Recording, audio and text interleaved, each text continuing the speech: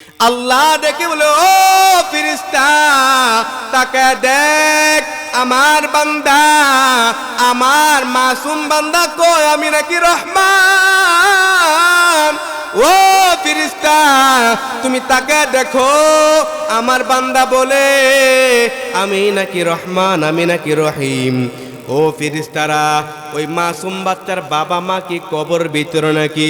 ফেরেশতারা বলে, আল্লাহ এই মাসুম বাচ্চার বাবা তো কবরের ভিতরে জাহান্নামের আগুন আছে।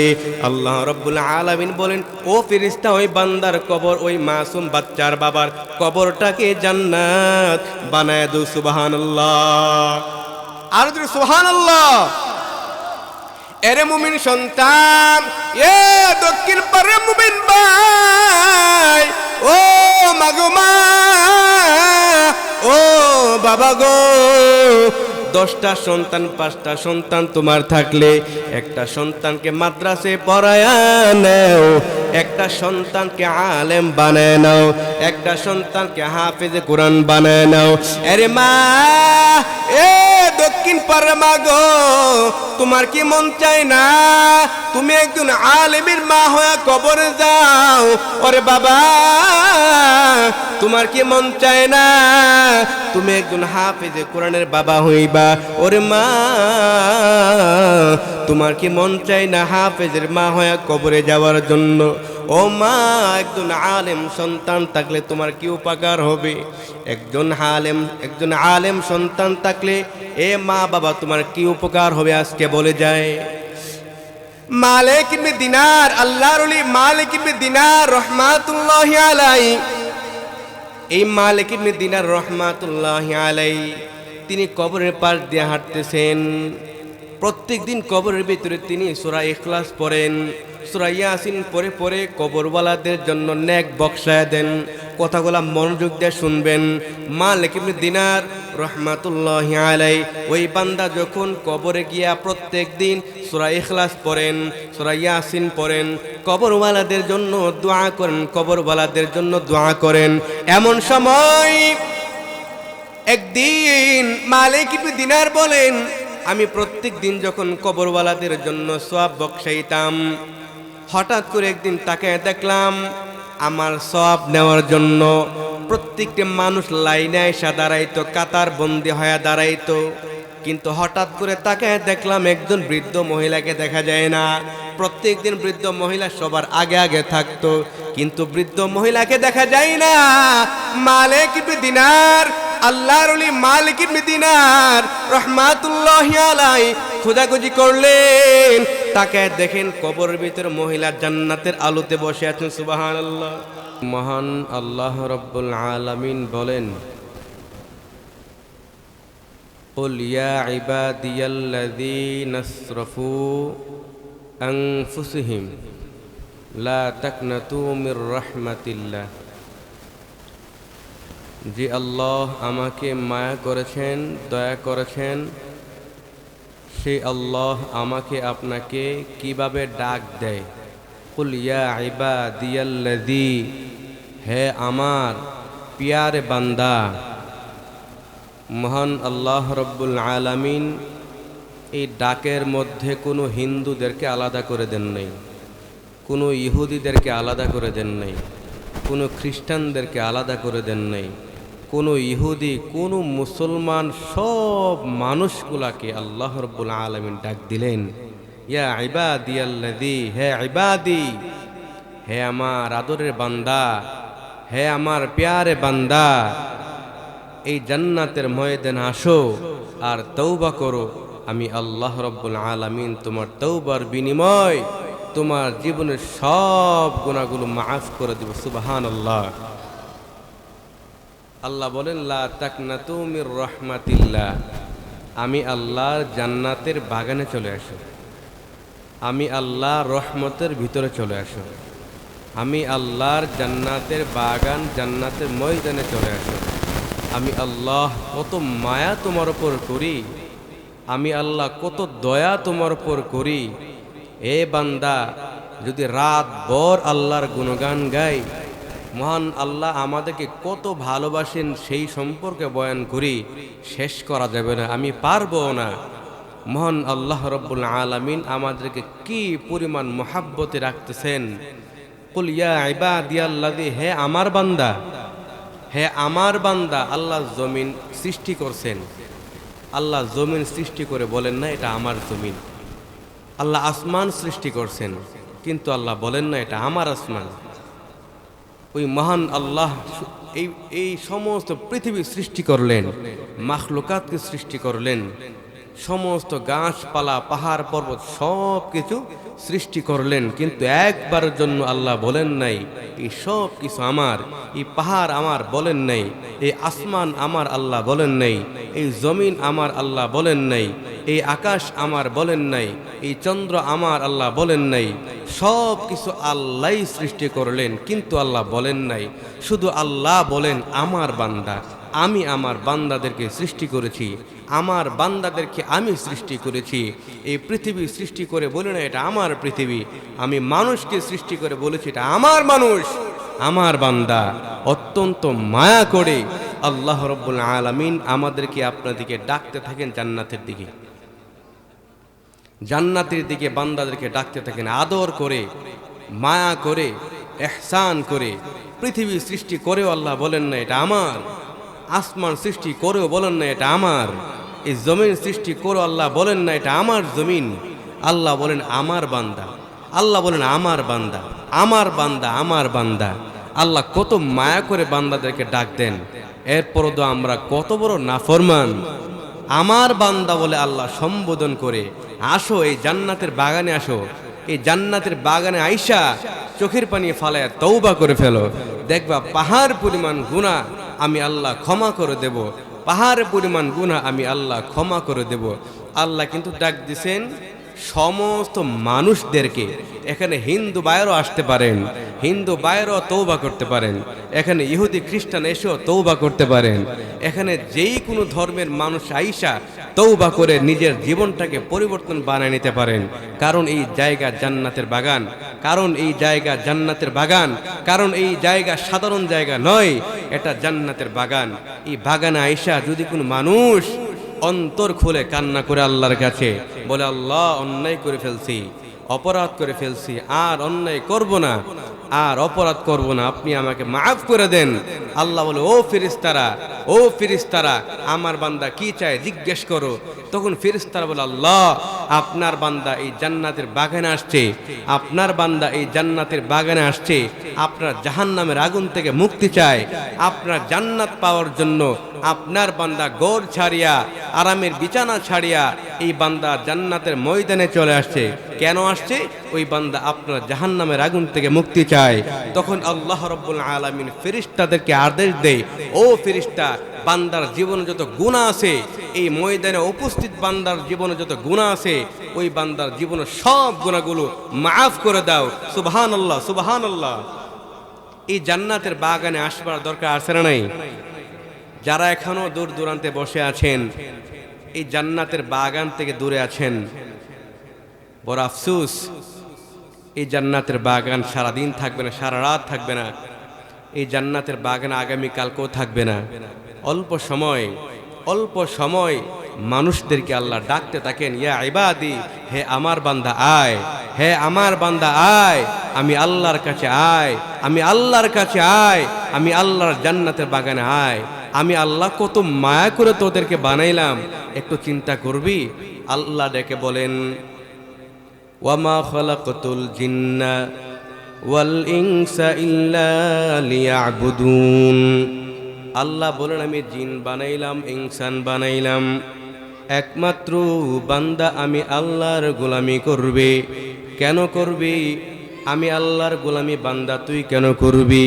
আমি আল্লাহকে তোর উপর রহমত নাজিল করি নাই, আমি আল্লাহকে বান্দা তোর উপর দয়া দেখাই নাই, আমি আল্লাহকে বান্দা তোর উপর কোনো মায়া দেখাই নাই। এ বান্দা, তুই যখন মায়ের গর্ভে ছিলি, তুই যখন মায়ের গর্ভে ছিলি বান্দা, দুনিয়াবি কোনো মানুষ তোর খানা দিতে পারে নাই, দুনিয়াবি কোনো তোর মায়ের গর্ভের ভিতর খানা দেওয়ার ক্ষমতা নাই। আমি আল্লাহ বান্দা ইহসানের নজরে, মায়ের নজরে তোর মায়ের গর্ভের ভিতরে খানা পৌঁছায় দিলাম। কেমনে পৌঁছাইলাম? আমি আল্লাহর কুদরতি ভাবে তোর মায়ের গর্ভের ভিতর খানা পৌঁছায় দিলাম। এর নবীর উম্মত, এ দক্ষিণ পাড়ার মুমিন সন্তান, আল্লাহ বলেন আমি আল্লাহ তোদের উপর কেমন ইহসান করলাম, আমি আল্লাহ তোদের উপর কেমন দয়া করলাম, আমি আল্লাহ তোদের উপর কেমন মায়া করলাম। দুনিয়াবি কোনো খাবার তোমার মায়ের গর্ভে দেওয়া সম্ভব নয়। এর নবীর উম্মত, আমি আল্লাহ ফেরেশতাকে নির্দেশ করলাম, বান্দা, ও ফেরেশতারা বান্দার পাওগুলা এইভাবে বানায় নাও, ও ফেরেশতারা বান্দার হাতগুলা এইভাবে গঠন করে নাও, এইভাবে আকৃতি দাও, এইভাবে গঠন করে নাও, এতটুক ফর্সা বানায় দাও। আমি আল্লাহ ফেরেশতার মাধ্যমে বান্দা তোদের পাওগুলা বানায় দিলাম, আমি আল্লাহ ফেরেশতার মাধ্যমে বান্দার হাতগুলা বানায় দিলাম, আমি আল্লাহ ফেরেশতার মাধ্যমে তোর পেট পিঠ সমস্ত বডি বানাইলাম। তবে শুনে নেও, আমি আল্লাহ তোদের উপর কেমন রহমান করলাম, তোদের ওপর কেমন মায়া করলাম, আমি আল্লাহ তোদেরকে কতটুক ভালোবাসি বান্দা চিন্তা করবি। আমি আল্লাহ ফেরেশতাদেরকে নিষেধ করলাম, ও ফেরেশতা, বান্দার বডি বানাইবা কিন্তু মাথা বানাইবা না, কিন্তু বান্দার চেহারা তোমরা ফেরেশতারা বানাইবা না। ফেরেশতারা বলে, আল্লাহ সমস্ত বডি আপনি আমাদের মাধ্যমে বানাইলেন, ও আল্লাহ আপনি কেন চেহারা বানাতে চান? আল্লাহ ডেকে বলে, ফেরেশতা, ও ফেরেশতা, আমার বান্দার চেহারা আমি আল্লাহর কুদরতি হাত দ্বারা বান্দা বানাতে চাই। ফেরেশতারা বলে, আল্লাহ আমরা সমস্ত বডি বানাইলাম, আপনি কেন চেহারা বানাতে চান? আল্লাহ ডেকে বলে, ফেরেশতা, এই চেহারার মধ্যে থাকবে জবান, এই চেহারার মধ্যে থাকবে কপাল, এই চেহারার মধ্যে থাকবে জিহ্বা। এ ফেরেশতা, আমার বান্দা তার জবান দিয়া আমি আল্লাহর কোরআন মাজিদ তেলাওয়াত করবে, ওই তার জবান দিয়া আমি আল্লাহকে আল্লাহ বলে ডাক দিবে, ওই তার জবান দিয়া মানুষকে দ্বীনের পথে ডাকবে, তার কপাল দিয়ে আমি আল্লাহকে সেজদা করবে।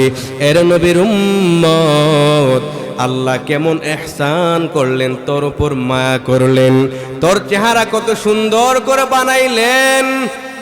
এ দক্ষিণ পাড়া মুমিন সন্তান,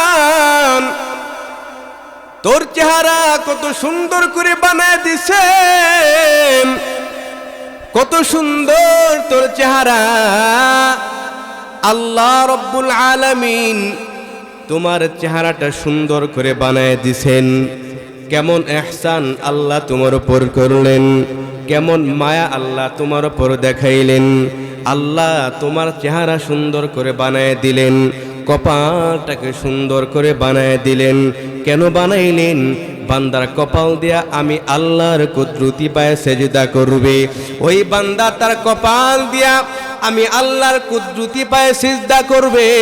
ওই কপাল দিয়া মাজারে সিজদা দিবে না, এই কপাল দিয়া কোনো মানুষের পায়ে সিজদা নয়। এই কপাল দিয়া এ বান্দা তার কপাল দিয়া কোনোদিন কোনো গাছকে সিজদা করবে না, কোনো পাহাড়কে সিজদা করবে না, কোনো সূর্যকে সিজদা করবে না, চন্দ্রকে সিজদা করবে না। আমি আল্লাহ বড় মায়া করিয়া ওই বান্দার কপালটাকে আমি আল্লাহ আদর করে বানায় দিলাম।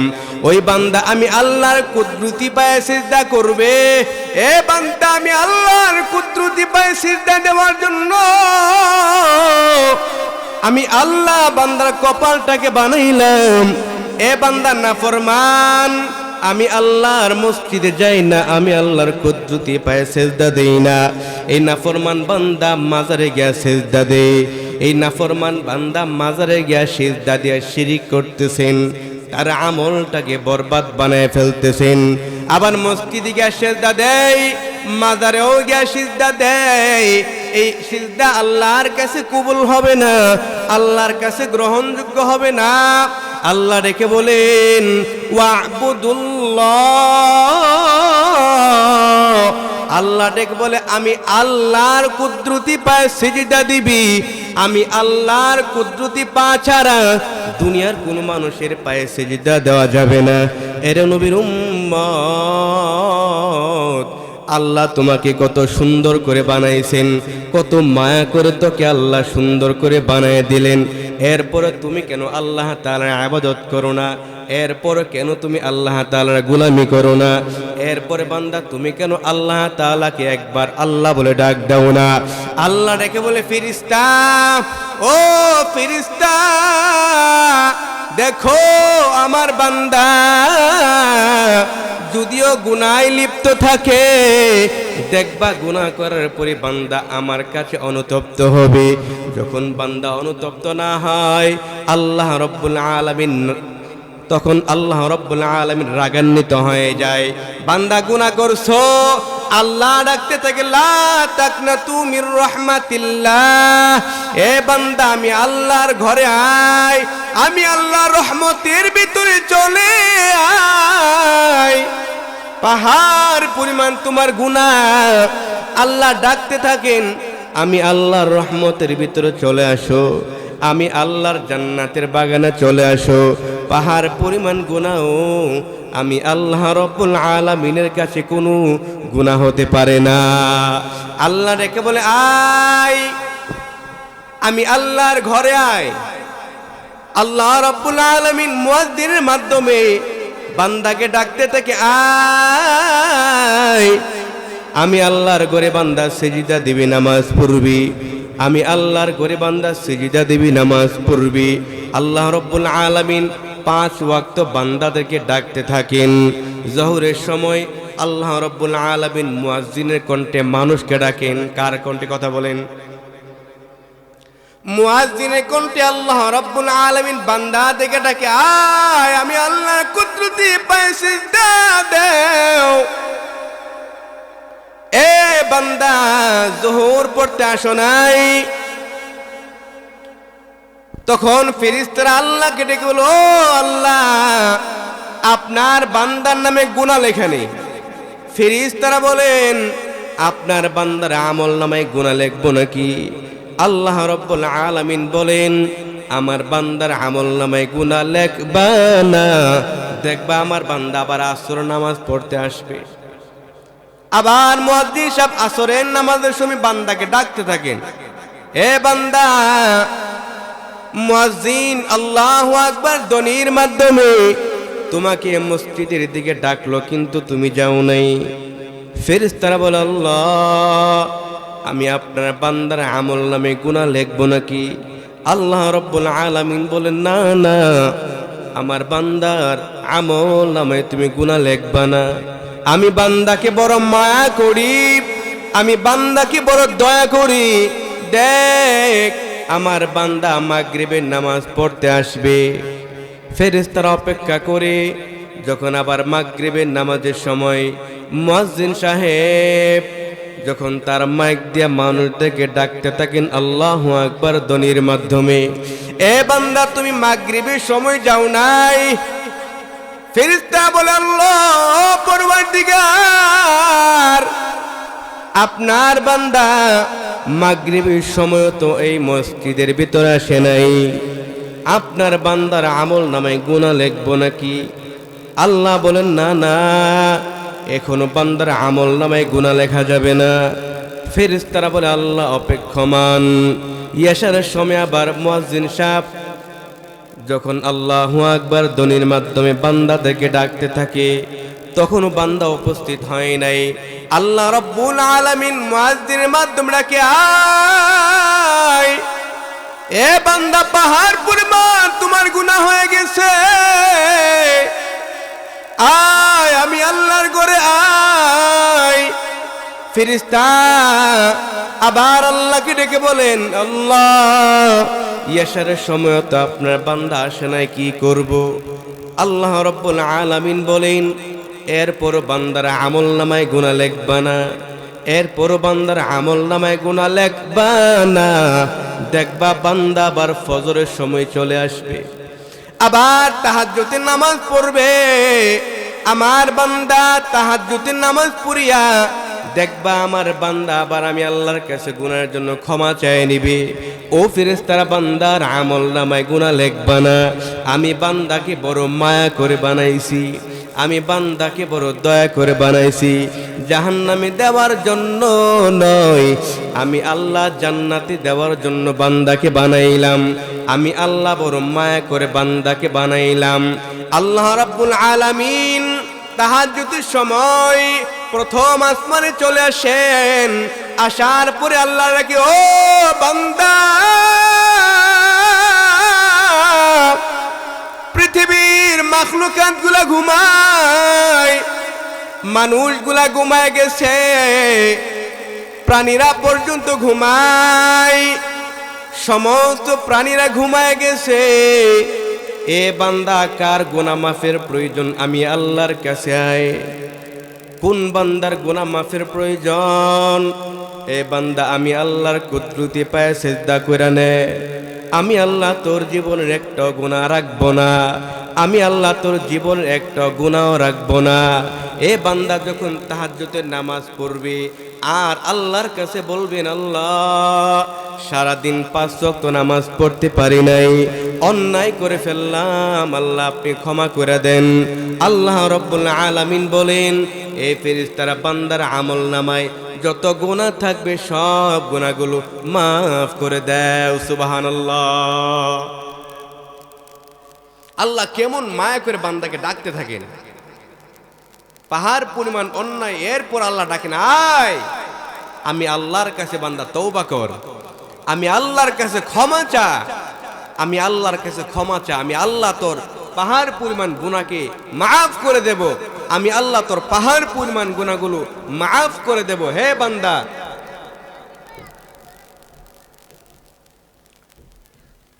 আলহামদুলিল্লাহ, সব মানুষেরা, পৃথিবীর সমস্ত মানুষেরা, এই দক্ষিণ পাড়ার সমস্ত মানুষের আওয়াজ করে বলবেন আলহামদুলিল্লাহ। আমাদের প্রধান বক্তা ইতিমধ্যে আমাদের স্টেজে চলে আসবেন। খাওয়া দাওয়ার পরে ইনশাল্লাহ আমাদের স্টেজে চলে আসবেন। সবাই অপেক্ষমান, যারা দূর দূরান্তে বসে আছেন, যারা দূর দূরান্তে আসছেন, অতি সত্বর এই মাহফিলে চলে আসেন। আমাদের প্রধান বক্তা আলহামদুলিল্লাহ আমাদের মধ্যে অবশ্যই আসবেন ইনশাআল্লাহ। খাওয়া দাওয়ার পরেই চলে আসবেন। আমি যেই কথাটা বলতেছিলাম, মহান আল্লাহ রাব্বুল আলামিন বান্দাদেরকে কি পরিমাণ মোহাব্বত করেন, কি পরিমাণ মায়া করেন, কি পরিমাণ ইহসান করেন। আল্লাহ ডাকেন, আল্লাহ ডাকতে থাকেন, লা তাকনাতু মির রাহমাতিল্লাহ। আমি আল্লাহ বান্দা তোকে ডাকতে থাকি, রহমতের ভিতরে আয়, রহমতের ভিতরে চলে আয়, আমি আল্লাহ তোর জীবনের সব গুনাহগুলো ক্ষমা করে দিব। কিন্তু রহমতের ভিতরে আসতে হবে কি হবে না? আসতে হবে। আল্লাহ কি সুন্দর করে মানুষগুলাকে বানাইছেন। আল্লাহ কোরআনে বলেন, ওয়াত্তিন, আল্লাহ 3 ফলের কসম করলেন। 3 হলো একটি ফলের নাম, এটি আরব দেশের একটি ফল, জান্নাতি ফল।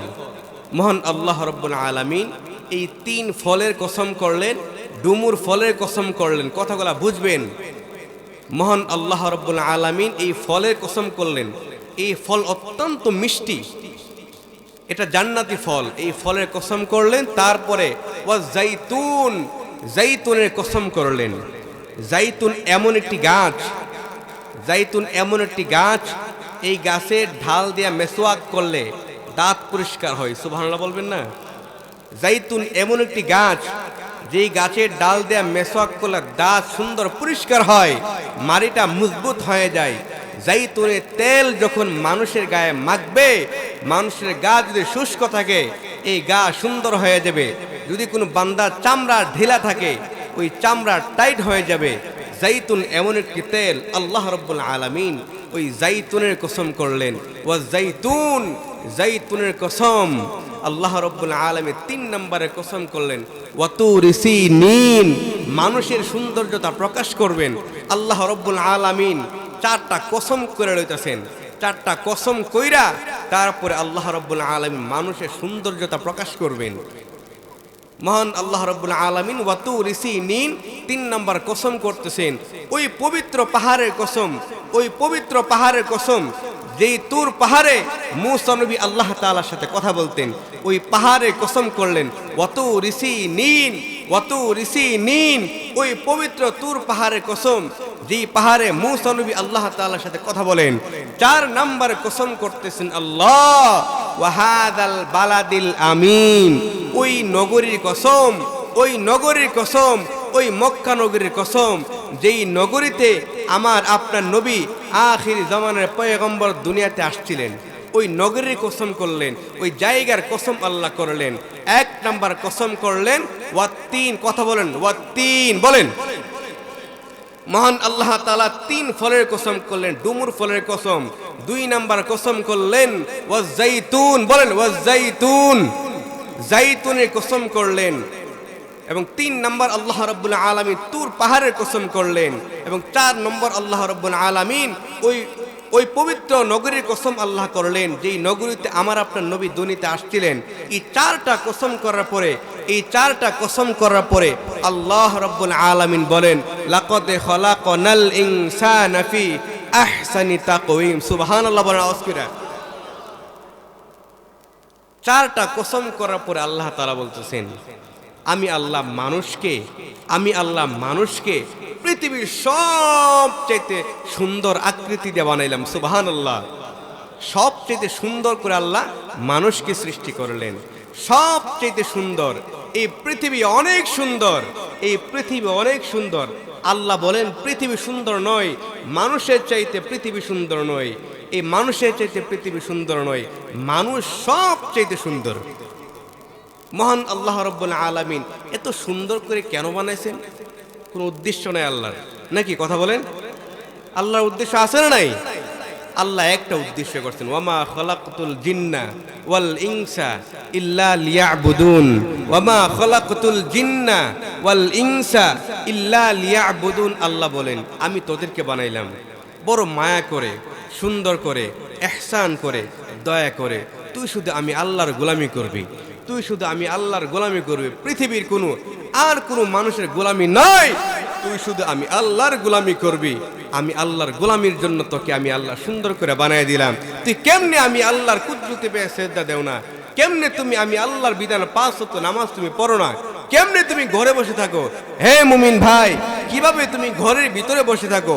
মসজিদে মুয়াজ্জিন সাহেব আজান দেয়, তুমি ঘরের ভিতরে ঘুমাও। একটু কি চিন্তা হয় না? একটু কি মায়া হয় না? আল্লাহ তোমাকে কেন বানাইছেন? এ মুসলমান, তোমাদের কি বিবেক নাই? একটু চিন্তা নাই? অহেতুক আল্লাহ বানাইছেন? না না, অহেতুক বানান নাই। আল্লাহ সৃষ্টি করছেন শুধু আল্লাহর গোলামির জন্য। এ বান্দা, দুনিয়াতে যত খাবার আছে সব তুমি খাইবা। আমি প্রথমেই বলছিলাম আল্লাহ রাব্বুল আলামিন তোমার মায়ের গর্ভে তোমার খানা কেমনে পৌঁছাই দিলেন, কেন পৌঁছাই দিয়েছেন, কেন পৌঁছাই দিয়েছেন, কি দরকার ছিল আল্লাহর তোমাকে মায়ের গর্ভে কুদরতি খাবার দেওয়ার জন্য? আল্লাহ বলেন আমি বান্দাকে, আমার বান্দাকে আমি সৃষ্টি করেছি, আমার বান্দাকে আমি সৃষ্টি করার পরে আমার গোলামি করবে এই আশা নিয়ে আমি আল্লাহ মানুষকে সৃষ্টি করছি। হাকিকত সে तू दुनिया बेखबर है, हकीकत से तू दुनिया बेखबर है, दुनिया के नुमाइश पर नजर है। नुमी गुयम के अज दुनिया जुदा बाश, बाहर कारे के बाशी बा खुदा बाश, जिसते दुनिया अज खुदा गा ফেল বুদান নৈকামাশ নকুরাহু ফর জিন্দজান। আল্লাহ রাব্বুল আলামিন বলে কেমন মায়া করে তোরে বানাইলাম এর মুমিন সন্তান। আমি আল্লাহ তোর মায়ের গর্ভের ভিতরে খানা পৌঁছায় দিলাম। আমি আল্লাহ তোরে 10 মাস 10 দিন পরে মায়ের গর্ভের ভিতর থেকে তোকে দুনিয়াতে আনলাম। দুনিয়াতে আসার পর এ বান্দা তুমি দুনিয়াবি খাবার খাইতে পারো না, এ বান্দা তুমি দুনিয়াবি কোনো খাবার খাইতে পারো না, ভাত খাইতে পারো না, তরকারি খাইতে পারো না, কোনো ফল তুমি খাইতে পারো না। আল্লাহ রাব্বুল আলামিন তো কি এমন একটা খানার ব্যবস্থা করে দিলেন, এমন একটি খানা যেই খানা 2.5 বছর পর্যন্ত তুমি খাইবা। 2.5 বছর পর্যন্ত বিন্দু পরিমাণের জন্য এই খানা ঠান্ডা হবে না। আরে মুমিন সন্তান, দুনিয়ার ফ্লাক্সের ভিতরে যদি কোনো পানি রাখা হয়, পানি সর্বোচ্চ 12 ঘন্টা পর্যন্ত গরম থাকবে। 12 ঘন্টা পরে বান্দার পানিটা আস্তে আস্তে ঠান্ডা হয়ে যাবে। হে বান্দা, আল্লাহ রব্বুল আলামিন তোকে এমন একটা খানার ব্যবস্থা করে দিলেন, এমন একটা খানার ব্যবস্থা, মায়ের স্তনের মধ্যে বুকের ভিতরে এমন একটা খানার ব্যবস্থা করে দিলেন, যেই খানা বিন্দু পরিমাণের জন্য ঠান্ডা হয়ে যাবে না। 2.5 বছর পর্যন্ত বান্দা তুমি খানা খাইবা, বিন্দু পরিমাণের জন্য ঠান্ডা হবে না। আরে মুমিন সন্তান, এ দক্ষিণ পাড়ার মুমিন ভাই গো, আল্লাহ রাব্বুল আলামিন এমন একটা খানার ব্যবস্থা করলেন, যেই খানা বান্দা বিন্দু পরিমাণের জন্য ঠান্ডা হয়ে যাবে না। আল্লাহ বলেন, বান্দাকে আমি আস্তে আস্তে বড় বানাইতেছি। 1 বছর 2 বছর 3 বছর করে যখন বান্দা 10 বছর উপনীত হয়, আল্লাহর বাবা মার উপর দায়িত্ব। ও বাবা মা, তোমার সন্তানকে মাদ্রাসায় ভর্তি করে দাও। তোমার সন্তান মাদ্রাসায় ভর্তি হওয়ার পরে তোমার সন্তান দিন শিক্ষা করবে, ইসলাম শিক্ষা করবে। ইসলাম শিক্ষা করিয়া বান্দা তোমার আমল নামায় সওয়াব পৌঁছে দিবেন। বলে কেমন করে? পয়গম্বর ঈসা নবী কবর পার দিয়ে হাঁটতেছেন, একটু চিন্তা করবেন। এ দক্ষিণ পাড়ার মাগো, ও বাবা, একটু চিন্তা করে দেখবেন, পয়গম্বর ঈসা নবী এই কবর পাশ দিয়ে হাঁটতেছেন, তাকায় দেখে একটি কবর ভিতরে জাহান্নামের আগুন জ্বলতেছে। জাহান্নামের আগুন দেখিয়া পয়গম্বর ঈসা নবী ওই কবরওয়ালাকে জিজ্ঞাসা করলেন, কবরওয়ালাকে জীবিত করলেন। ওই নবীর এমন ক্ষমতা ছিল মৃত বান্দাকে জীবিত করার। ওই কবরওয়ালাকে জিজ্ঞাসা করলেন, ও কবরওয়ালা ভাই, তোমার কবরে কেন জাহান্নামের আগুন দাউ দাউ করে জ্বলতেছে? ওই কবরওয়ালা জানায়, ও পয়গম্বর, আমার দুনিয়ায় কোনো আমল ছিল না, দুনিয়াতে তেমন কোন আমার ভালো কোনো আমল ছিল না। আল্লাহ রব্বুল আলামিন রাগান্বিত হয়ে আমার কবরে জাহান্নামের আগুন দিয়া ফেলছে। ওই পয়গম্বর ঈসা নবী চলে যায়। আবার কিছুদিন পর যখন এই কবর পাশ দিয়ে হাঁটতেছেন, আবার তাকায় দেখেন এই কবরে জান্নাতের বাতাস। সুবহানাল্লাহ, এই কবরের ভিতরে জান্নাতি বাতাস। ওই পয়গম্বর ঈসা নবী আবার দাঁড়ায় গেলেন, ও কবরওয়ালা ভাই, তোমার কবরে আবার কিছুদিন আগে তাকায় দেখলাম তোমার কবরে জাহান্নামের আগুন, এখন আবার কেমন করে তোমার কবরে জান্নাতের বাতাস বইতেছে? ওই বান্দা ডেকে বলে, পয়গম্বর, আমি যখন দুনিয়ার জমিন থেকে বিদায় হয়ে যাই, ও দক্ষিণ পাড়ার মুমিন সন্তান, কান লাগায় শুনবেন। ওই কবরওয়ালা বান্দা জানায় দেন, আমি যখন দুনিয়া থেকে বিদায় হয় তখন আমার স্ত্রীর গর্ভের ভিতরে আমার সন্তান ছিল। এই সন্তান কিছুদিন পর দুনিয়াতে আগমন করলেন। দুনিয়াতে আসার পর আমার বিবি সন্তানটাকে বড় বানায়। যখন আমার সন্তানের 7-8 বছর হয়, ওই সন্তানটাকে মাদ্রাসায় ভর্তি করায় দেয়। এই সন্তানটাকে মাদ্রাসায় ভর্তি করানোর পর ওই সন্তান যখন হুজুরের কাছে গিয়া পড়ে, বিসমিল্লাহির রহমানির রহিম, আল্লাহ দেখে বলে, ও ফেরেশতা, তাকে দেখ আমার বান্দা, আমার মাসুম বান্দা কয় আমি নাকি রহমান। ও ফেরেশতা, তুমি তাকে দেখো, আমার বান্দা বলে আমি নাকি রহমান, আমি নাকি রহিম। ও ফেরেশতারা, ওই মাসুম বাচ্চার বাবা মা কি কবর ভিতরে নাকি? ফেরেশতারা বলে, আল্লাহ, এই মাসুম বাচ্চার বাবা তো কবরের ভিতরে জাহান্নামের আগুন আছে। আল্লাহ রাব্বুল আলামিন বলেন, ও ফেরেশতা, ওই বান্দার কবর, ওই মাসুম বাচ্চার বাবার কবরটাকে জান্নাত বানায় দাও। সুবহানাল্লাহ, আর জোরে সুবহানাল্লাহ। এরে মুমিন সন্তান, এ দক্ষিণ পাড়ার মুমিন ভাই, ও মাগো মা, ও বাবা গো, 10টা সন্তান 5টা সন্তান তোমার থাকলে একটা সন্তানকে মাদ্রাসায় পড়ায়া নাও, একটা সন্তানকে আলেম বানায় নাও, একটা সন্তানকে হাফেজে কোরআন বানায় নাও। আরে মা, এ দক্ষিণ পাড়া মা গো, তোমার কি মন চায় না তুমি একজন আলেমের মা হয়ে কবরে যাও? ওরে বাবা, তোমার কি মন চায় না তুমি একজন হাফেজে কোরআনের বাবা হইবা? ওরে মা, তোমার কি মন চায় না হাফেজের মা হয়ে কবরে যাওয়ার জন্য? ও মা, একজন আলেম সন্তান থাকলে তোমার কি উপকার হবে? একজন আলেম সন্তান থাকলে এ মা বাবা তোমার কি উপকার হবে আজকে বলে যায়।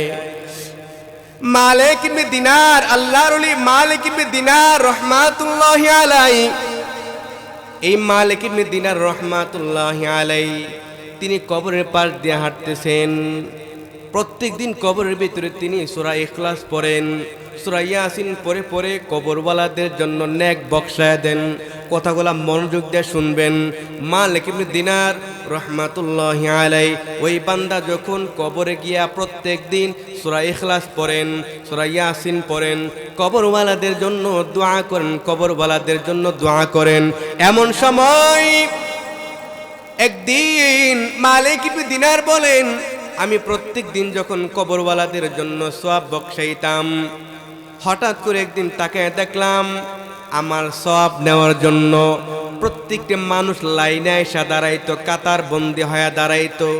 কিন্তু হঠাৎ করে তাকায় দেখলাম একজন বৃদ্ধ মহিলাকে দেখা যায় না। প্রত্যেক দিন বৃদ্ধ মহিলা সবার আগে আগে থাকতো, কিন্তু বৃদ্ধ মহিলাকে দেখা যায় না।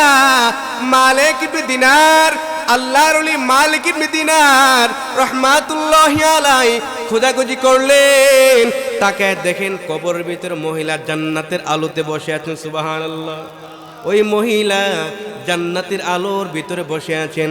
মালিক ইবনে দিনার রহমাতুল্লাহি আলাইহি আম্মা জানকে ডাক দিলেন, ও আম্মা জান, প্রত্যেকদিন আমি যখন সওয়াব দিতাম, সওয়াব যখন বক্সাইতাম, আপনাকে প্রথম লাইনে দেখতাম, আজকে কেন কবরের ভিতরে বসে আছেন? ওই মহিলা জবাব দেয়, ও আল্লাহর ওলি, আমার একটি সন্তান বড় হওয়ার পর হাফেজি কুরআন হয়ে গেছে, আলেম হয়ে গেছে।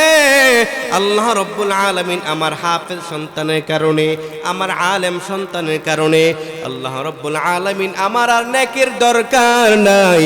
আল্লাহ রব্বুল আলামিন আমার কবর জান্নাত বানায় দিছে। সুবহানাল্লাহ, আল্লাহ আল্লাহ क्या मुबारक नाम है, अल्लाह अल्लाह आशिकों का काम है, अल्लाह अल्लाह तू मेरा माशूक है, अल्लाह अल्लाह तू मेरा माशूक है। আল্লাহ রব্বুল আলামিন আমার কবরটা কি জান্নাত বানাই দিয়েছেন? কেন বানাইছেন? আমার সন্তান প্রত্যেক দিন কোরআন তেলাওয়াত করে। সুবহানাল্লাহ, আমার সন্তান আমার জন্য কোরআনের খতম করে, এই কোরআনের খতমের সওয়াব আমার কবরের ভিতরে আল্লাহ পৌঁছায় দেন। সুবহানাল্লাহ, এরে দক্ষিণ পাড়ার মুমিন সন্তান, ও মাগুমা, তোমার একটি সন্তান মাদ্রাসায় পড়ান, মাদ্রাসায় পড়ান।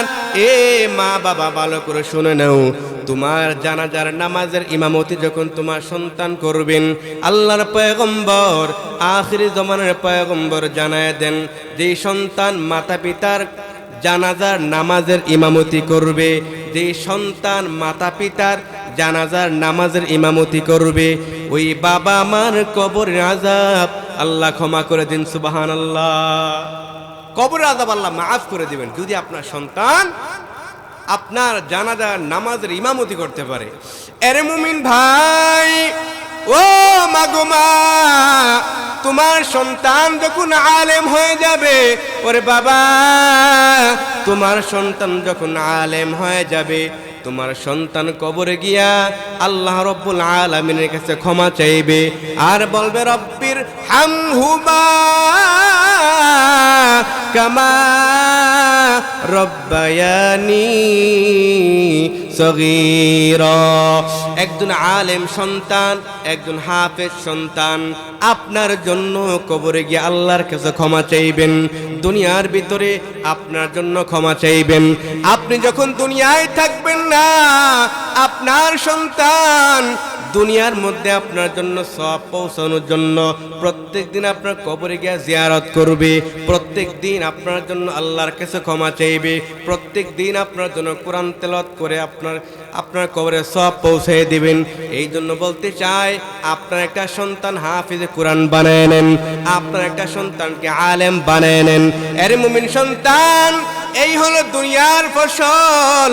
হাসরের ময়দানে আল্লাহ রাব্বুল আলামিন ডাকবেন, এ বান্দা, এ বাবা মা,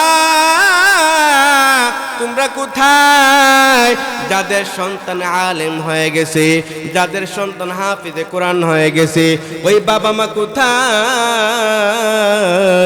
ওই বাবা মাকে আল্লাহ রাব্বুল আলামিন ফেরেশতার মাধ্যমে খুঁজায় খুঁজায় বের করবেন, বের করিয়া বলবেন, হাফেজের মাতা পিতার মাথায় নূরের তাদের টুপি পরায় দেও, সুবহানাল্লাহ। হাসরের ময়দানে সব মানুষ তাকায় থাকবে। হাফিজে কোরআন সন্তানের কারণে আল্লাহ রাব্বুল আলামিন তার মাতা পিতার মাথায় নূরের টুপি দিয়ে দিবেন, এমন টুপি, এই টুপির আলোতে হাসর ময়দান ঝলমল করতে থাকবে। সমস্ত মানুষ হাসর ময়দানে সর্ব মানুষগুলা তাকায় দেখবে, এই বাবা মার সন্তান হাফিজ কোরআন হয়ে গেছে, যার জন্য আল্লাহ রাব্বুল আলামিন কি সম্মান তাদের দিয়েছেন। এই বাবা মার সন্তান আলেম হয়ে গেছেন, যার জন্য আল্লাহ রাব্বুল আলামিন তাদেরকে কত সম্মানে রাখছেন। আমার সন্তান যদি একজন আলেম থাকতো, আল্লাহ তো আমাকেও সেই সম্মান দান করত।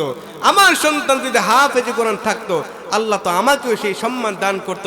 তখন কি আফসোস করবেন? ও মা, ও বাবা, তখন আপনি আফসোস করবেন, কেমন আফসোস?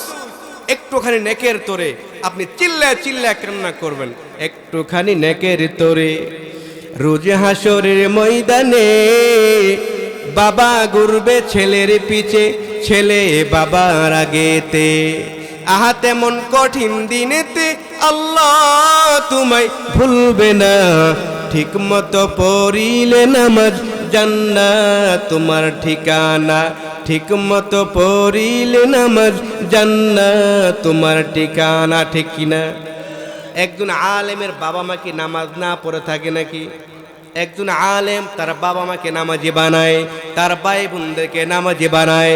একজন হাফিজে কোরআন তার বাবা মাকে নামাজ পড়ায়, কথা বলুন ঠিক কিনা? এমন হয় কি হয় না?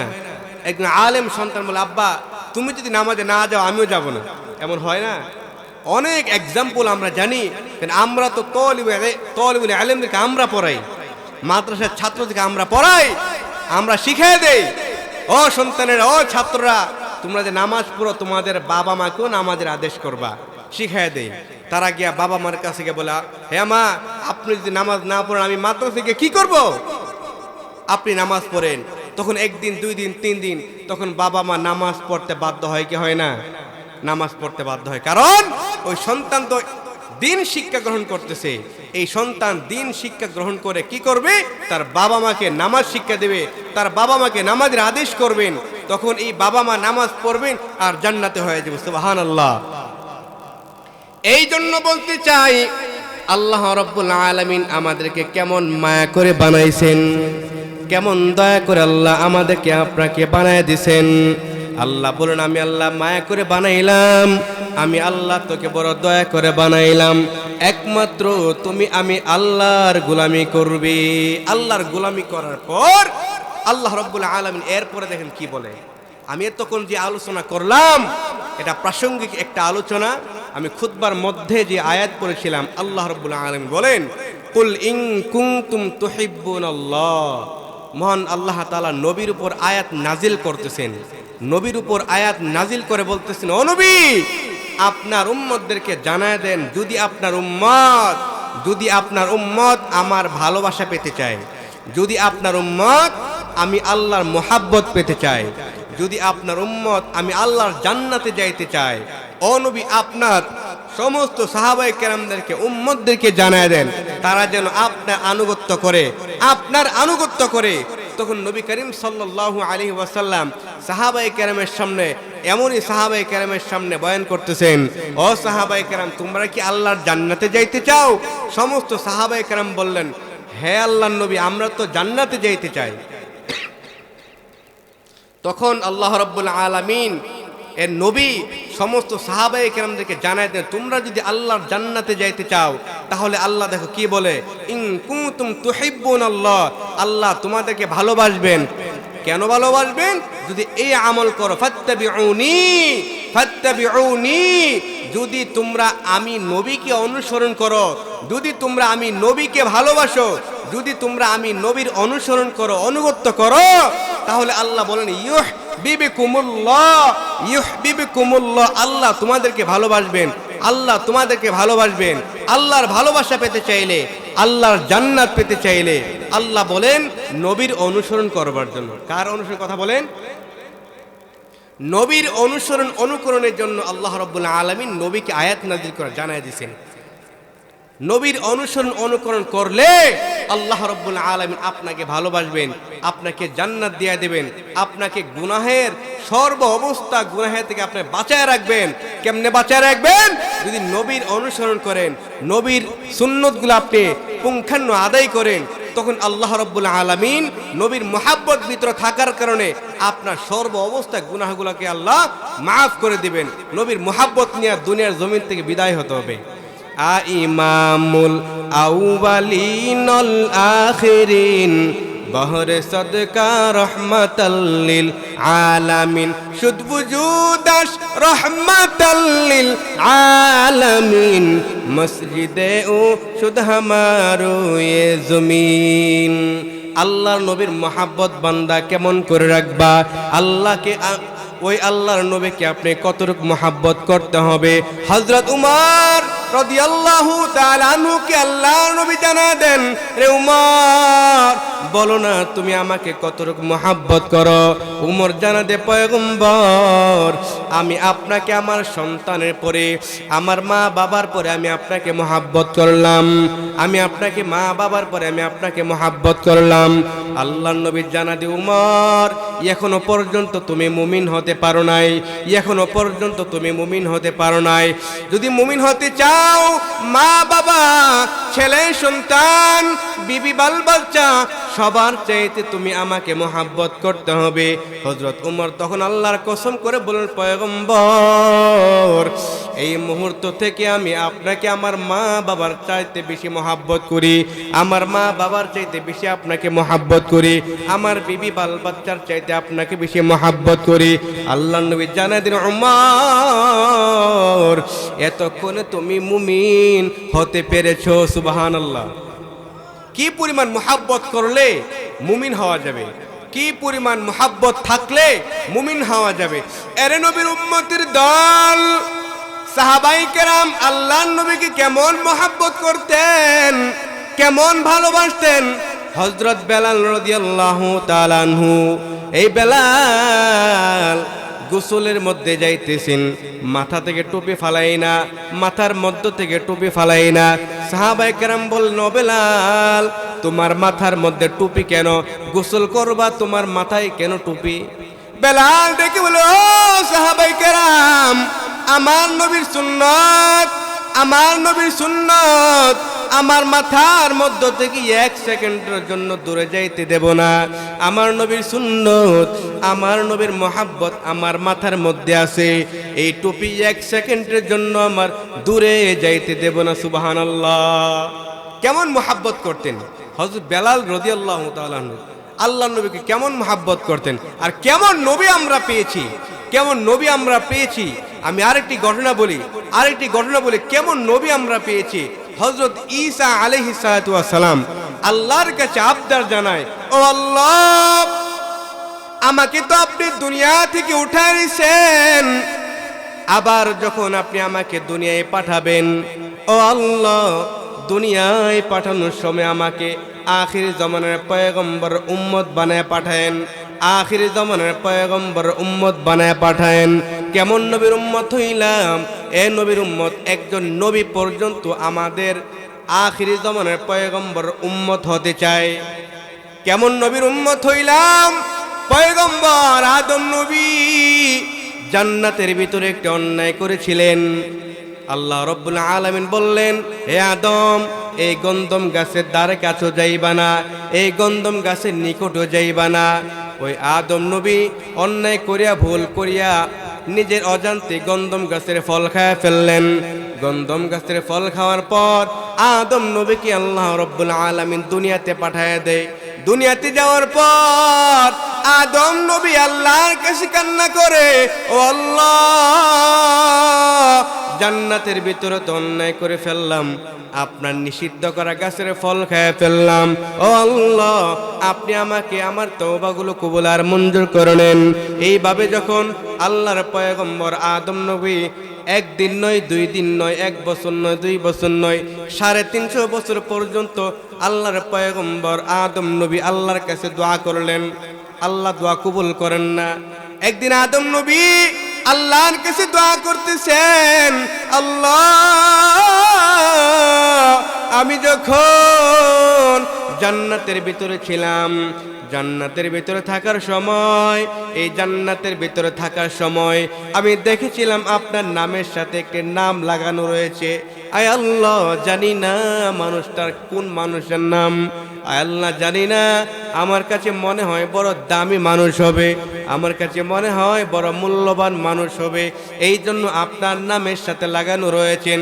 ও আল্লাহ, ও আল্লাহ, ওই মানুষটার উসিলা করিয়া আমি আদম আপনার কাছে তওবা করলাম, আপনি আমার তওবা কবুল করে নেন। এমন সময় আল্লাহ রাব্বুল আলামিন ওহী নাজিল করলেন, ও পয়গম্বর আদম,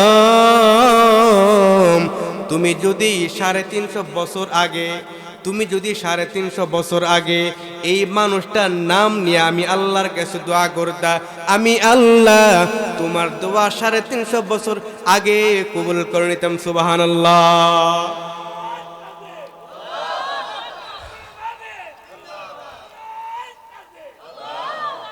এরে নবীর উম্মতের দল, কেমন নবীর উম্মত হইলাম, কেমন নবীর উম্মত হইলাম। মদিনার নবী, মদিনার নবী একদিন জঙ্গলের কিনারা দিয়ে হাঁটতেছেন। জঙ্গলের কিনারে হাঁটার সময় জঙ্গলের ভিতর থেকে সালামের আওয়াজ পাওয়া যায়, সালামের আওয়াজ পাওয়া যায়। পেছন থেকে সাহাবায়ে কেরাম জিজ্ঞাসা করলেন, ও সাহাবায়ে কেরাম, ও পয়গম্বর, জঙ্গলের ভিতরে কোনো মানুষ নাই? ও নবী গো, জঙ্গলের ভিতরে কোনো মানুষ নাই, জঙ্গলের ভিতর থেকে কে আপনাকে সালাম দেয়? জঙ্গলের ভিতর থেকে কে আপনাকে সালাম দেয়? মদিনার নবী জানায় দেন, ও সাহাবায়ে কেরাম, আমাকে আল্লাহ শুধু দুনিয়ার জন্য আল্লাহ নবী বানায় পাঠান নাই, আলমের জন্য নবী বানায় পাঠাইছেন। ওয়ামা আরসালনাকা ইল্লা রাহমাতাল লিল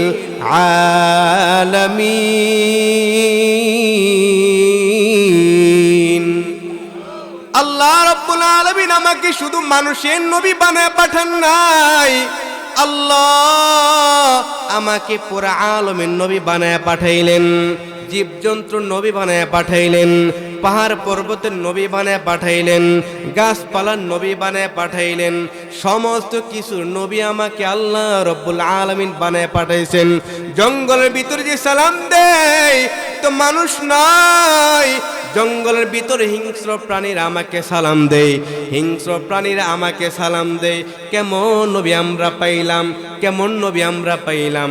এত দামি নবী পাওয়ার পর আমাদের ভিতরে নবীর জন্য কোনো মহাব্বত নাই। আল্লাহ জানা দেন, ও নবী গো, আপনার সাহাবায়ে কেরামদেরকে জানা দেন, আপনার সাহাবায়ে কেরাম যদি আপনার সুন্নতের মালা গলায় না নিয়ে বিদায় হয়, আপনার সুন্নতের মালা গলায় না পরিয়া যদি দুনিয়ার জমিন থেকে বিদায় হয়, আপনার উম্মতদেরকে জানায় দেন, আমি আল্লাহর জান্নাত আপনার উম্মত পাবে না। নাউজুবিল্লাহ। নবীর জন্য মহাব্বত দিয়ে মরতে হবে, নবীর ভালোবাসা নিয়ে মরবা, নবীর মহাব্বত দিয়ে মরবা। হানজালা, আল্লাহ নবীর একজন সাহাবী হানজালা রাদিয়াল্লাহু তাআলা আনহু, এই সাহাবী নতুন মাত্র বিবাহ করলেন। বিবাহ করার পর ওই সাহাবী যখন বাসর ঘর করলেন, গোসল ফরজ হয়ে যায়। গোসল করবার জন্য হানজালা মাথায় কাপড় বেঁধে হানজালা যখন গোসলের জন্য বের হয়, কে জানে মাইকে কানে আওয়াজ করে দেয়, আরে হানজালা যা পরে দাফন করায় ফেলবো। এমন সময় পিছন থেকে মহিলা আওয়াজ দিয়ে, ও নবী গো, ও নবী। সমস্ত সাহাবায়ে কেরামদেরকে বিনা গোসল কবর দিবেন, কিন্তু হানজালাকে বিনা গোসল কবর দিবেন না। মহিলা পিছনে তাকে দেখলেন, আল্লাহ নবী পিছনে তাকে দেখলেন যে মহিলাকে জিজ্ঞাসা করলেন, কে তুমি? ওই মহিলা জবাব দেয়, আপনার আদরের সাহাবী, আপনার পছন্দের সাহাবী হানজালার বিবি আমি। এই কথা বলার পর হানজালার সবে মাত্র বিবাহ করলেন, তার গোসল ফরজ হয়। যখন গোসল ফরজ হয়, যে গোসল করতে যাবে, এমন সময় কে যেন মাইক দিয়ে আওয়াজ দেয়া দেয়, আপনি নাকি শহীদ হয়ে গেছেন। এই কথা শুনিয়া হানজালা বিনা গোসলে যুদ্ধে চলে আসছেন। আপনি হানজালা গোসল করাইয়া, হানজালার গোসল করে কাফন দাফনের ব্যবস্থা করবেন।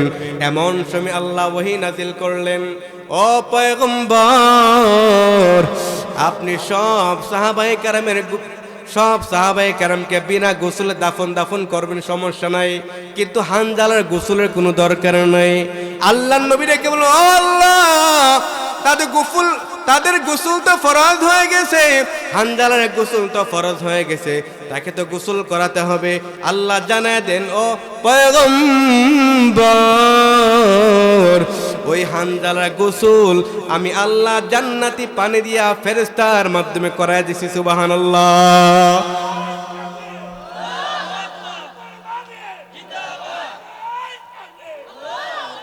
এরে নবীর উম্মতের দল, হানজালার ভিতরে আল্লাহর নবীর কেমন মুহাব্বত ছিল, আল্লাহর নবীর কেমন মুহাব্বত তার অন্তরের ভিতরে ছিল।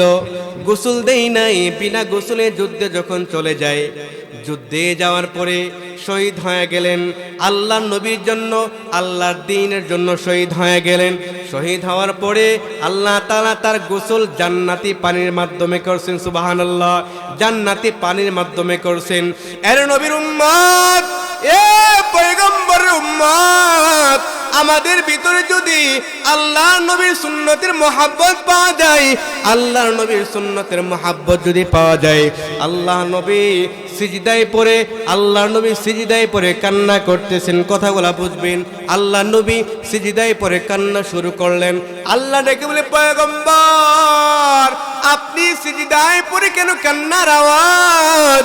আমার নবী, আপনার নবী জানায় দেন, আল্লাহ, আমার উম্মত আমি যখন থাকবো না, আমার উম্মতের কি উপায় হবে? আমার উম্মতের কি উপায় হবে আমি যখন থাকবো না? এর নবীর উম্মত, আল্লাহর নবীকে মহাব্বত করতে হবে। কেন মহাব্বত করবেন? এই জন্য বলতেছি ঘটনা। আল্লাহর নবী সিজদায় পড়ে উম্মতের মায় আল্লাহর কাছে বলে, আল্লাহ, আমি যখন থাকবো না, ও আল্লাহ, আমার গুনাহগার উম্মতের কি উপায় হবে? আল্লাহ তাআলা জানাতে, পয়গম্বর, আপনার উম্মতের দায়িত্ব আমি আল্লাহ নিয়ে নিলাম, আপনার উম্মতের দায়িত্ব আমি আল্লাহ নিয়ে নিলাম। আপনার উম্মতের কোনো টেনশন নাই। ওয়ালা তাহিনু ওয়ালা তাহজানু ওয়া আনতুমুল আ'লাউনা ইন কুনতুম মুমিনিন। আপনার উম্মত যদি মুমিন হয়, আপনার উম্মত যদি আপনাকে মহব্বত করে দুনিয়ার জমিন থেকে বিদায় হয়, আপনার উম্মত যদি আপনার মহব্বত নিয়ে দুনিয়ার জমিন থেকে বিদায় হয়, আমি আল্লাহ আপনার উম্মতের জন্য বিনা হিসাবে জান্নাত দিয়ে দিব। সুবহানাল্লাহ। শর্ত হলো আপনার মহব্বত অন্তরে থাকতে হবে, আপনার মহব্বত অন্তর থাকতে হবে। যদি আপনার মহব্বত আপনার উম্মতের অন্তরে পাওয়া যায়, তাহলে আপনার উম্মতের কোনো টেনশন নাই, কোনো পেরেশানি নাই। ওয়ালা তাহিনু ওয়ালা তাহজানু ওয়া আনতুমুল আ'লাউনা ইন কুনতুম মুমিনিন। আপনার উম্মতের কোনো টেনশন নাই, আমি আল্লাহ আপনার উম্মতকে জান্নাত দিয়া দিব। এই জন্য বলি, আরে মুমিন সন্তান, এ যুবক ভাই, হযরত বেলাল কালো কুচ্ছিত একজন সাহাবী, এই বেলাল রাদিয়াল্লাহু তাআলা আনহু দুনিয়াতে হাঁটেন। নবী যখন মেরাজে যায়, মেরাজে যাওয়ার পর জান্নাতের ভিতরে পায়ের জুতার আওয়াজ শোনা যায়, পায়ের জুতার আওয়াজ শোনা যায়। মদিনার নবী রেখে বলেন, ও জিব্রাইল ভাই, এই পায়ের জুতার আওয়াজ কোথা থেকে পাওয়া যায়? এই পায়ের জুতার আওয়াজ কোথা থেকে পাওয়া যায়? জিব্রাইল জানাতে, পয়গম্বর, আপনার একজন কুৎসিত সাহাবী, কালো সাহাবী, কুৎসিত কালো একজন সাহাবী দুনিয়াতে হাঁটে আর তার পায়ের আওয়াজ জান্নাতে চলে আসে। সুবহানাল্লাহ। তখন জিজ্ঞেস করল, কেন? ওই বেলাল এই দ্বীনের জন্য, আল্লাহর নবীর জন্য কত কষ্ট করলেন। এ বেলাল আল্লাহর নবীর জন্য কত কষ্ট করলেন। তার ওই বেলাল একজন গোলাম ছিলেন, গোলাম, একজন মালিকের বাড়িতে কাজ করতেন গোলাম। ওই মালিক ছিল ইহুদি খ্রিস্টান। ওই মালিক বেলাল রাদিয়াল্লাহু তাআলা আনহু অনেক কষ্ট দেয়। এই কষ্ট সহ্য করে করে বেলালের জবান দিয়ে একটাই থাকে, আল্লাহ আল্লাহ। তার মালিক তাকে কষ্ট দেয়, সে কেন মুসলমান হয়ে যায়? তার জবান দেয়া কেন খালি আল্লাহ আল্লাহ, তাওহীদের আওয়াজ কেন? ওই মালিক তাকে ওই অনেক কষ্ট দেয়, কিন্তু বেলালের জবান দিয়া একটা মুহূর্তের জন্য আল্লাহ ডাক ছাড়ে নাই। এত কষ্ট করার পরেও ওই বেলালের জবান দিয়ে আল্লাহর নামটা বন্ধ হয় নাই। আল্লাহর নবীর মুহাব্বত একটু তার অন্তর থেকে বের হয় নাই। আল্লাহর নবীর কেমন মুহাব্বত! বেলাল মুয়াজ্জিন ছিলেন।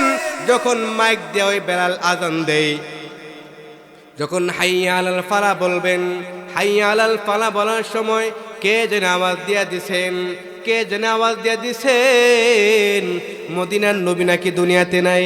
এই কথা শুনিয়া বেলাল আযান ছাড়িয়া দেয়, বলে যেই নবীর জন্য, যেই নবীর জন্য আমি বেলাল আযান দেয়, ওই নবী যদি না হয় আমি বেলাল দুনিয়াতে থেকে কি লাভ? বেলাল জমিনে গড়াগড়ি খায়, বেলাল জমিনের মধ্যে গড়াগড়ি খাইতেছে। আমার নবী নাকি দুনিয়া থেকে বিদায় হয়ে গেছে, আমার নবী নাকি উহুদের ময়দানে যুদ্ধে গিয়া শহীদ হয়ে গেছেন, আমার নবী নাকি দুনিয়াতে নাই, আমি বেলাল বেঁচে থেকে কি লাভ? ওই বেলাল রাদিয়াল্লাহু তাআলা আনহুর ভিতরে কেমন মুহাব্বত ছিলেন, আল্লাহর নবীর জন্য কেমন মুহাব্বত ছিলেন। অতি মুহাব্বতের কারণে ওই বেলাল দুনিয়াতে হাঁটেন, তার পায়ের আওয়াজ জান্নাত পর্যন্ত চলে যায়। এর নবীর উম্মতের দল, এর যুবক ভাই, আল্লাহর নবীর শাফাআত যদি পেতে চাও, আল্লাহর নবীর সুপারিশ যদি বান্দা পেতে চাও, আল্লাহর নবীর সাথে যদি বান্দা জান্নাতে যাইতে চাও, আল্লাহর নবীর সাথে যদি বান্দা জান্নাতে যাইতে চাও, আল্লাহর নবীর মুহাব্বত অন্তর ঢুকাও। এর যুবক, আল্লাহর নবীর সুন্নত হলো দাড়ি, আল্লাহর নবীর সুন্নত হলো দাড়ি। এ যুবক ভাই গো, আল্লাহর নবীর সুন্নত দাড়িটা রাখা দাও। কেন রাখবা? একটা ঘটনা কই। সমস্ত আমল, আপনার সুন্নতের আমল, ফরজের আমল, নফলের আমল, সব আমলগুলা আল্লাহ রাব্বুল আলামিন ফেরেশতার মাধ্যমে একটা খাতায় লেখেন। আমরা দুনিয়াতে যত আমল করি, যত ইবাদত করি, সব আমল খাতায় আল্লাহ লেখেন, কিন্তু একটা আমল আল্লাহ রাব্বুল আলামিন ফেরেশতা থেকে নিষেধ করলেন, এটা খাতায় লেখার দরকার নেই, এটা খাতায় লেখার দরকার নাই। বলুন তো এটা কোন সুন্নত রে? হাসর ময়দানে এই দাড়ি যখন আমার আপনার নবী দেখবেন, আমার আপনার নবী যখন দাড়িগুলা দেখবেন, আমল খাতায় লেখার দরকার নাই, ওই দাড়িওয়ালা বান্দা আল্লাহ রাব্বুল আলামিন চিনে ফেলবেন, এই দেখো আমার আল্লাহর নবীর উম্মত, ওই বান্দাকে ধরে জান্নাত দিয়া দাও, ওই বান্দাকে ধরে জান্নাতি দিয়া দাও, ওই বান্দাকে ধরে জান্নাতি দিয়া দাও। কেন? ওই বান্দার সুন্নত, আল্লাহ নবীর সুন্নত তার গালে আছে, স্পষ্ট দেখা যায়, নূর চমকাইতেছে, নূর চমকাইতেছে। আল্লাহ নবী ডাকবেন, ওই যে আমার উম্মত এদিকে আসো, ওই যে আমার উম্মত এদিকে আসো, এই যে আমার উম্মত এদিকে আসো, এই যে আমার উম্মত এদিকে আসো। আল্লাহ নবী ডাকবেন, চলো আমরা জান্নাতে যাই, চলো আমরা জান্নাতে যাই, চলো আমরা জান্নাতে যাই। আওয়াজ করো সুবহানাল্লাহ। এই দাঁড়িয়ে রাখার দরকার আছে না ভাই? এই সুন্নতরা খাতায় লেখা হয় না। কেন? ওই সুন্নাত হাসর ময়দানে স্পষ্ট দেখা যায়, স্পষ্ট দেখা যাবে। আল্লাহ চিনে ফেলবেন, আল্লাহ নবী চিনে ফেলবেন, আল্লাহ নবী চিনে ফেলবেন, চিনে চিনে দেখে দেখে বাছাই করে করে জান্নাতের দিকে নিয়ে যাবেন। সুবহানাল্লাহ।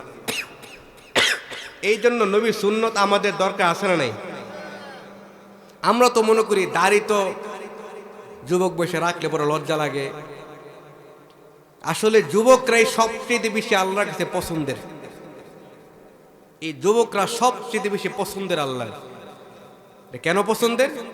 কারণ যুবক বয়সে একটা আমল, যুবক বয়সে আমল কি পরিমাণ আমল, যুবক বয়সে একটা আমল করলে আল্লাহ কি পরিমাণ আমল দেয়। আসমান থেকে জমিন পর্যন্ত যে স্পেস, যে খালি জায়গা আছে, যুবক বান্দা যদি একবার শুধু আল্লাহকে আল্লাহ বলে ডাক দেয় অন্তর থেকে, অন্তর থেকে যদি কোনো যুবক আল্লাহকে একবার আল্লাহ বলে ডাক দেয়, আল্লাহ ডেকে বলে ও ফেরেশতা, ওই বান্দার আমল নামায়, ওই যুবকের আমল নামায় আসমান থেকে জমিন পর্যন্ত যে খালি জায়গা আছে, সেই জায়গা সমপরিমাণ আমল, তার আমল নেক, তার আমল নামায় দেয়া দেয়। সুবহানাল্লাহ। এত সওয়াব যুবক বয়সের আমল। এ যুবক ভাই, পায়ে হাত রেখে বলে যায়, রিকোয়েস্ট করে বলে যায়, 5 ওয়াক্ত নামাজ আপনি ছাড়বেন না, 5 ওয়াক্ত নামাজ আপনি ছাড়বেন না। নবীর মুহাব্বত অন্তর ঢুকায় ফেলেন, নবীর মুহাব্বত অন্তর ঢুকায় ফেলেন। নবীর মুহাব্বত নিয়ে মরতে পারলেই আপনি জান্নাতে যেতে পারবেন। আর যদি নবীর মুহাব্বত আপনার আমলে না থাকে, আপনার ভিতরে নবীর সুন্নতের আমল যদি না থাকে, না জানি কি হয়, না জানি কি হয়। আল্লাহ নবী তো সুপারিশ করবেন না, আল্লাহ নবী সুপারিশ করবেন না, আল্লাহ নবী সুপারিশ করবেন না। আল্লাহ নবী বলে এ আমার উম্মত না, এ আমার উম্মত না। আমার উম্মত যদি হইতো আমার সুন্নত গুলাকে মানতো, আমার উম্মত যদি হইতো আমার গালে যে দাড়ি আছে সেই দাড়ি তার গালে থাকতো, সে আমার উম্মত না। যদি আমার উম্মত হইতো তাহলে সে আমার মতই থাকতো। আমি বলবো না যুবক তুমি হুজুর হয়ে যাও, আমি এ কথা বলবো না, কিন্তু আল্লাহ নবীর সুন্নতটা তোমার চেহারায় লাগায় নাও, আল্লাহ নবীর সুন্নতটা তোমার চেহারায় ঢুকায় নাও। আল্লাহ নবী তোমাকে চিনে চিনে জান্নাতে নিয়ে যাবেন। সুবহানাল্লাহ। আল্লাহ নবী বলেন, যেই সমস্ত উম্মতেরা আমি নবীর সুন্নত নিয়ে কবরে গেল, হাসর ময়দানে আল্লাহ নবী সিজদায় পড়বেন, আল্লাহ নবী আবার সিজদায় পড়ে কান্না করবেন, ও আল্লাহ আমার গুনাহগার উম্মত যদি জাহান্নামে যায়, আমি নবী জান্নাতের ভিতরে যাব না, আমি নবী জান্নাতের ভিতরে যাব না। আমার উম্মত যদি জাহান্নামে যায়, আল্লাহ ঘোষণা করতে পয়গম্বর আপনি আর কান্না করবেন না। দুনিয়াতে কম কান্না করেন নাই, দুনিয়ার ভিতরে কম কান্না আপনি করেন নাই, কম কান্না করেন নাই। বাবা হারা এতিম হয়ে কান্না করছেন, মা হারা এতিম হয়ে কান্না করছেন, আর কান্নার দরকার নাই। ও পয়গম্বর আপনার একটা উম্মতকেও আমি আল্লাহ জাহান্নামে দেব না। এখন কোন উম্মতদেরকে আল্লাহ জান্নাতে দেবে, মানে জাহান্নামে দেবেন না, জান্নাত দিবেন? কোন উম্মতদেরকে? যেই উম্মতগুলা